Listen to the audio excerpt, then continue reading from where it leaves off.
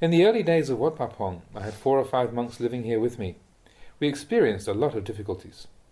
From what I can see now, most of us Buddhists are pretty deficient in our practice. These days, when you walk into a monastery, you see only the kutis, the temple hall, the monastery grounds and the monks. But as to what is really the heart of the Buddha's way, the Buddha sasana, you won't find that. I've spoken about this often. It's a cause for sadness. In the past I had one Dhamma companion who became more interested in study than in practice. He pursued the Pali and Abhidhamma studies, going to live in Bangkok after a while, and last year he finally completed his studies and received a certificate and titles commensurate with his learning. So now he has a brand name. Here I don't have any brand name. I studied outside the models, contemplating things and practicing, thinking and practicing. So I didn't get the brand label like the others. In this monastery we had ordinary monks, people who didn't have a lot of learning but who were determined to practice. I originally came to this place at the invitation of my mother. She was the one who had cared for me and supported me since my birth, but I hadn't repaid her kindness, so I thought that this would be a good way to do that, coming here to Wat Pah Pong. I had some connection with this place. When I was a child, I remember hearing my father saying that Ajahn Chah, who was the teacher of Venerable Ajahn Mun, came to stay here in this forest. My father went to hear the Dhamma from him. I was a child, but my memory stayed with me. It stuck in my mind always. My father was never ordained, but he told me how he went to pay respects to this meditation monk. It was the first time he saw a monk eating out of his alms bowl, putting everything together in the one alms bowl, rice, curry, sweets, fish, everything. He'd never seen such a thing, and it made him wonder what kind of a monk this might be. He told me about this when I was a little child. That was a meditation monk. Then he told me about getting Dhamma teachings from Ajahn Chah. It wasn't the ordinary way of teaching. He just spoke what was on his mind. That was the practice monk who came to stay here once. So when I went off to practice myself, I always retained some special feeling about this. When I would think about my home village, I always thought about this forest. Then, when the time came to return to this area, I came to stay here. I invited one high-ranking monk from Pibun district to come and stay here too, but he said he couldn't. He came for a while and said, "This is not my place." He told this to the local people.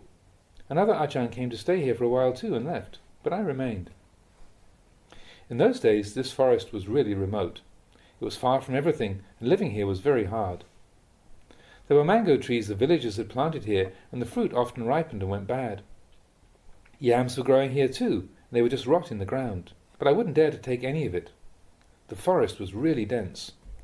When you arrived here with your bowl, there wouldn't be any place to put it down. I had to ask the villagers to clear some spaces in the forest. It was a forest that people didn't dare enter. They were very afraid of this place. Nobody really knew what I was doing here. People didn't understand the life of a meditation monk. I stayed here like this for a couple of years, and then the first few monk disciples followed me here. We lived very simply, quietly in those days. We used to get sick with malaria, all of us nearly dying. But we never went to a hospital. We already had our safe refuge, relying on the spiritual power of the Lord Buddha and his teachings. At night it would be completely silent. Nobody ever came in here. The only sound you heard was the sound of the insects. The kutis were far apart in the forest. One night, about 9 o'clock, I heard someone walking out of the forest. One monk was extremely ill with fever and was afraid he was going to die. He didn't want to die alone in the forest. I said, "That's good. Let's try to find someone who isn't ill to watch the one who is. How can one sick person take care of another?"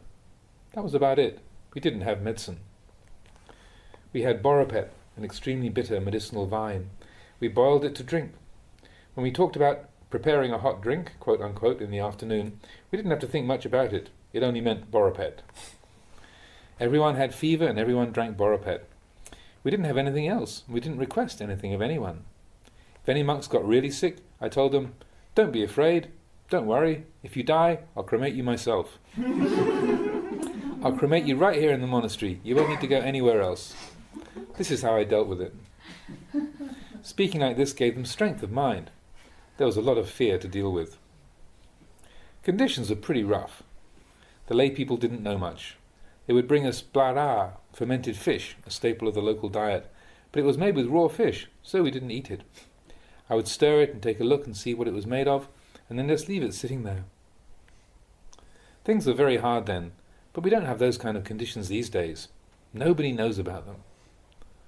But there is some legacy remaining in the practice that we have now, in the monks from those days who are still here. After the rains retreat, we would go tudong right here within the monastery. We went and sat deep in the quiet of the forest. From time to time we would gather. I would give some teaching, and then everyone went back into the forest to continue meditating, walking and sitting. We practiced like this in the dry season. We didn't need to go wandering in search of forests to practice. In, because we had the right conditions here. We maintained the tudong practices right here. Now, after the rains, everyone wants to take off somewhere. The result is usually that their practice gets interrupted. It's important to keep at it steadily and sincerely so that you come to know your defilements. This way of practice is something good and authentic. In the past it was much harder. It's like the saying that we practice to no longer be a person. The person should die in order to become a monk. We adhered to the Vinaya strictly, and everyone had a real sense of shame about their actions. When doing chores, hauling water, or sweeping the grounds, you didn't hear monks talking. During bowl washing, it was completely silent. Now, some days I have to send someone to tell them to stop talking and to find out what all the commotion is about. I wonder if they're boxing out there. The noise is so loud I can't imagine what's going on. So, again and again, I have to forbid them to chat. I don't know what they need to talk about. When they've eaten their fill, they become heedless because of the pleasure they feel. I keep on saying, when you come back from the alms round, don't talk. If someone asks why you don't want to talk, I tell them, my hearing is bad. Otherwise it becomes like a pack of barking dogs. Chattering brings about emotions, and you can even end up in a fist fight, especially at that time of the day when everyone's hungry. The dogs are hungry, and the defilements are active. This is what I've noticed. People don't enter the practice wholeheartedly. I've seen it changing over the years. Those who trained in the past got some results and can take care of themselves. But now, hearing about the difficulties would scare people away.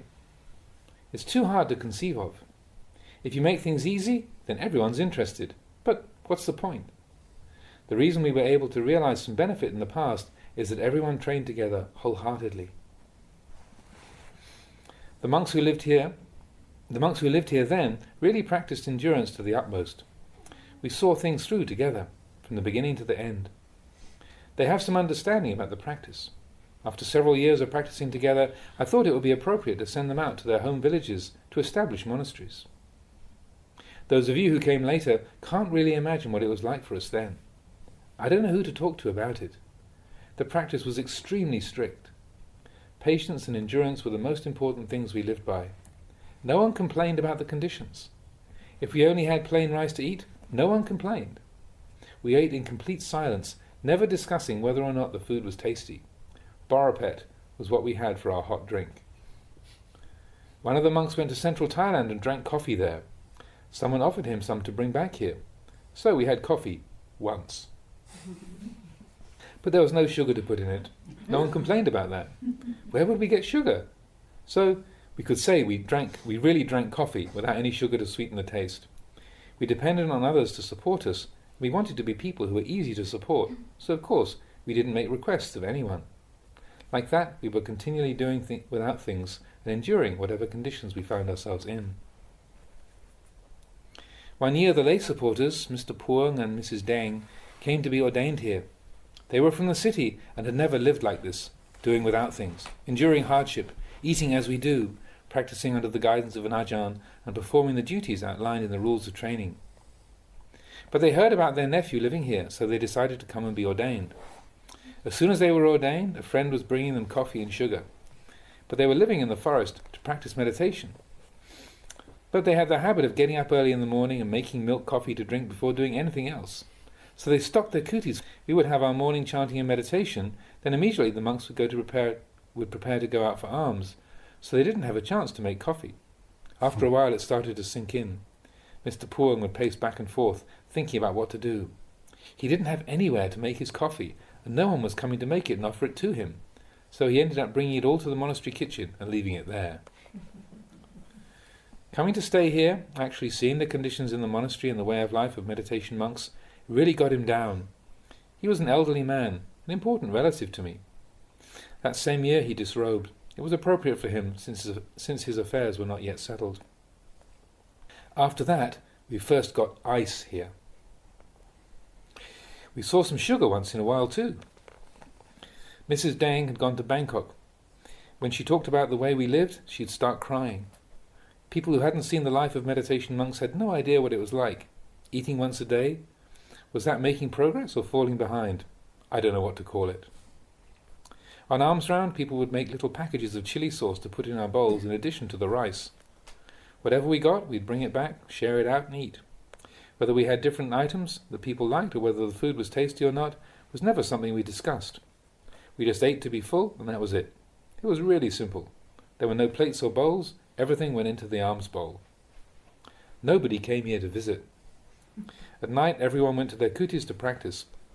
Even the dogs couldn't bear to stay here. The kutis were far apart and far from the meeting place. After everything was done at the end of the day, we separated and entered the forest to go to our kutis. That made the dogs afraid. They wouldn't have any safe place to stay. So they would follow the monks into the forest, but when they went up into their kutis, the dogs would be left alone and felt afraid. So they would try to follow another monk, but that monk would also disappear into his kuti. So even the dogs couldn't live here. This was our life of practicing meditation. I thought about this sometimes. Even the dogs can't bear it. But still, we live here. Pretty extreme. It made me a little melancholy too. All kinds of obstacles. We lived with fever, but we faced death, and we all survived. Beyond facing death, we had to live with difficult conditions such as poor food, but it was never a concern. When I look back to the conditions at that time compared to the conditions we have now, they're so far apart. Before, we never had bowls or plates. Everything was put together in the alms bowl. Now, that can't be done. So if 100 monks are eating, we need 5 people to wash the dishes afterwards. Sometimes they're still washing up when it's time for the dhamma talk. This kind of thing makes for complications. I don't know what to do about it. I'll just leave it to you. You can use your own wisdom to consider. It doesn't have an end. Those who like to complain will always find something else to complain about, no matter how good the conditions become. So the result is that the monks have become extremely attached to flavours and aromas. Sometimes I overhear them talking about their ascetic wandering. Oh boy, the food is really great there. I went too long to the south by the coast. Oh, I ate lots of shrimp. I ate big ocean fish. This is what they talk about. When the mind is taken up with such concerns, it's easy to get attached and immersed in desire for food. Uncontrolled minds are roaming about and getting stuck in sights, sounds, smells, tastes, physical sensations and ideas, and practicing Dhamma becomes difficult. It becomes difficult for an Ajahn to teach people to follow the right way when they're attached to tastes. It's like raising a dog. If you just feed it plain rice, it'll grow strong and healthy. But give it some tasty curry on top of its rice for a couple of days, and after that, it won't look at the plain rice anymore. Sights, sounds, smells and tastes are the undoing of Dhamma practice. They can cause a lot of harm. If each one of us does not contemplate the use of the 4 requisites, robes, alms food, dwelling and medicines, the Buddha's way cannot flourish. You can look and see this.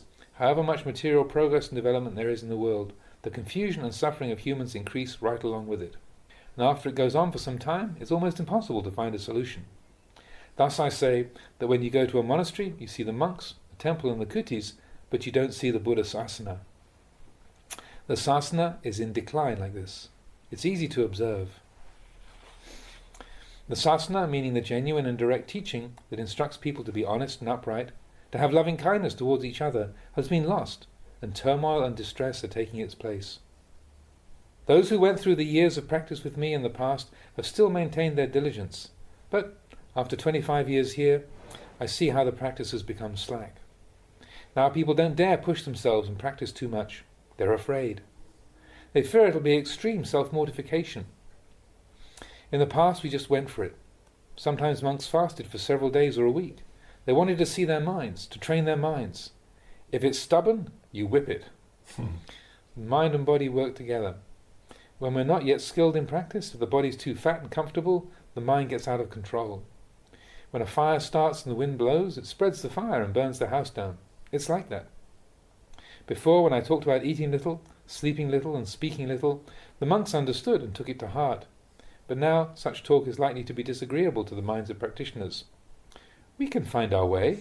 Why should we suffer and practice so austerely? It's the extreme of self-mortification. It's not the Buddha's path. As soon as anyone talks like this, everyone agrees. They're hungry. So, what can I say to them? I keep on trying to correct this attitude, but this is the way it seems to be now.